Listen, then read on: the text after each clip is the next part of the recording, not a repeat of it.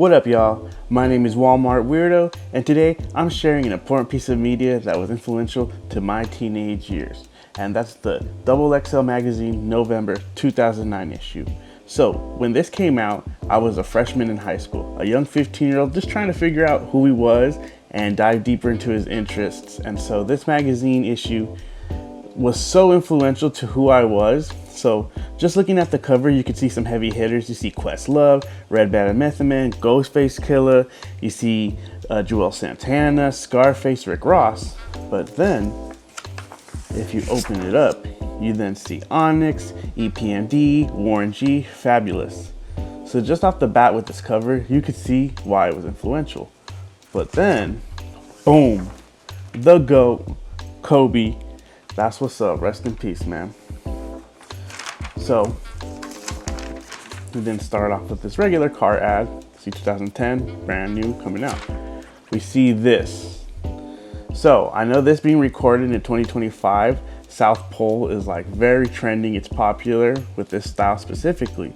But at this time frame, everything was transitioning to this style. And by then, South Pole was no longer the brand name it was. It was on its way out with Fat Farm, Echo, G-Unit, all those other brands. So a little piece of fashion history. Kind of just go in regular magazine stuff, some advertising. LRG, if you had that, you were popping. Skip forward a little, nothing crazy. You could see some Rockaware ads, 10th anniversary. Thing. Then you see the GOAT. And what's funny is if you actually look on this article, it's for the game DJ Hero. And so I thought that game was kind of corny when it first came out, but what's funny is looking at this now, they actually have DJ Self and Static Selecta kind of trying to sponsor it, but it was a mid-game. It's not talked about. And then Grand Theft Auto Chinatown Wars. Yo, so anytime they drop something, it was always like some sort of controversy, issue, whatever it may be. But yeah, my mom never bought me a game. Good for her though, smart. And then right here we have a power piece. Wale's debut album, nice ad for it. And one thing I want to point out is it says available at FYE, which is no longer around because, well, we stream everything. And then you have some articles about up and coming artists. Which this is how we discovered it. There was no Discover Weekly. There was no, you kind of had to find out artists through this because everything was very regional back then. A little boozy. And so right here, this article right here, like changed everything. Back then, you know, we used to have to search for like articles and interviews and all these things just to keep up with whether it be hip hop or your favorite artist. Now we live in a time where everything's, you know, reels and TikToks and snippets and podcasts, and we can find this stuff with ease. But back then we had to do these. So this article right here is the artists sharing their favorite moment while being signed at Def Jam. So you have things like Scarface sharing that when he got signed, he got LL Cool J on the phone with his mama. Ghostface just having issues with, you know, working with Def Jam. Warren G. So once again, we get all this information through like podcasts and all that these days. If you look into it, Nori has mentioned that if you get signed to Def Jam, there's a segment or a folder they make you read, and in there's a segment that says Warren G single-handedly saved Def Jam with his hit This DJ. So that's a little tad bit of information for y'all. Red Man and Method Man. And so right here, this section right here is a timeline of Def Jam, and I remember coming across this and it making my head just so, it gave me an ego. I thought to myself, oh, I know more hip hop than my classmates. I study the OGs, you know, so it's just funny little things. But yeah, we can see Beastie Boys right here. We see Jam Master Jay, Ludacris. And then we see when Nas and Jay-Z squashed their beef. Shouts out to Royce the 5'9". I don't know if you can see, but there's actually a link here that says myspace.com. So real throwback for y'all. And then just an interview with the founders. But what's funny is Rick Rubin here. And it's just funny that throughout the years, Rick Rubin is now seen as this internet meme, and just, it's hilarious how Time does things like that. But this right here, I think, is the real heavy hitter. It shows all the discography from Def Jam's, run.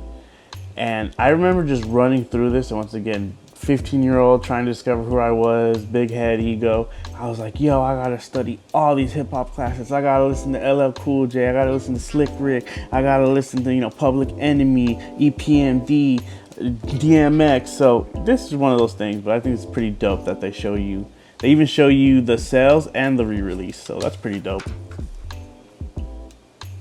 Some of this may seem more familiar. We see College Dropout, Purple Haze. We see Late Registration, Thug Motivation 101, Graduation, 808s and Heartbreaks. So, and then this right here is a real time capsule. So, Jerkin, pause, was the dance movement that came out in 08, 09. It's when all the clothes started getting skinny and the clothes got a little bit brighter. And this right here, you had a specific shoes to Jerkin, pause again. It's so hilarious. The National Jerkin Association. That right there is hilarious. Oh, look, a CD DVD combo. That's crazy. And then just some more ads. Like I said, this is how we'd find out more about artists. We didn't really have interviews like that. Radio interviews were very limited. Clips. Yo, they were like everything at this time, from the Complex magazines to the Source and all that. They were just, at least what I remember. Follow us on Twitter, the beginning of Twitter, Facebook. Now this right here, skip over, but I know we live in a time where there's eye candy everywhere on Instagram, but back then, it was in magazines, the video vixens and all that had their own section. So this is something funny, but these were also too, so you could send to the homies in jail. And then just, at the time they'd interview athletes. Here you see Manny Pacquiao. And so it's just dope seeing things like that. Yeah, just some athletes just tripped up. And then shoes. So back then, they would tell you what's gonna be the pop shoe of the year, what you should get, if you're going to go for this style, then you should go for this, Nowadays, we all just wear the same shoe and the internet, we all chase the same thing. But back then, we didn't do that. We tried to be different, Each style had a different shoe. And so, we'll be honest, couldn't always afford all these shoes. So you had one pair of shoes and you had to make the whole fit go around that shoe. And sometimes it didn't match. So you'd be like, yo, my mans, you got them athletic shoes on with, I don't know what's going on, but it was a crazy time, I was a freshman, what would I know? And with that being said of crazy times, you then see this right here. This is, you can see when the transition from baggy to this happened. Now, I ain't really dressed like that, but I ain't gonna front, a flood watch was dope. I never had one, but when those dropped, I thought those were pretty dope. Never rocked that. Yeah, it was a Sheckler. I didn't rock no Sheckler. But yeah, and then whoop, you get towards the end where a lot of it is just ads. Just a lot of adult ads or labels, submit your demos, books, just crazy things that you see. And then within those little advertisements, you'd have crazy things like Swagger Jacker. And essentially it would show where the current lyric and where it borrowed it from. So like Wale's World Tour, grabbed from a Tribe Called Quest Award Tour. And so it's kind of like Genius before Genius, and that was just pretty dope. It educated you. It showed you how I guess they're both old now, but the old and the new were bridged. So crazy stuff. Oh no, I might have to edit this out.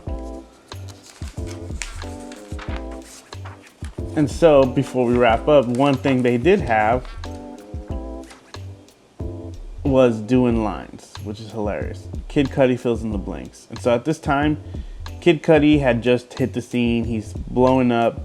And so everything about him was so left field, and I was so inspired by what he did that I just followed anything he dropped. So I think this is pretty dope, just seeing who he was as a person once again. But that's it, y'all. I appreciate y'all joining me on this trip down memory lane. If y'all are interested in hearing more about this, seeing more things like this, I would really appreciate it if you like, comment, and subscribe. But until then, y'all, I hope y'all have a blessed one and stay up. Peace.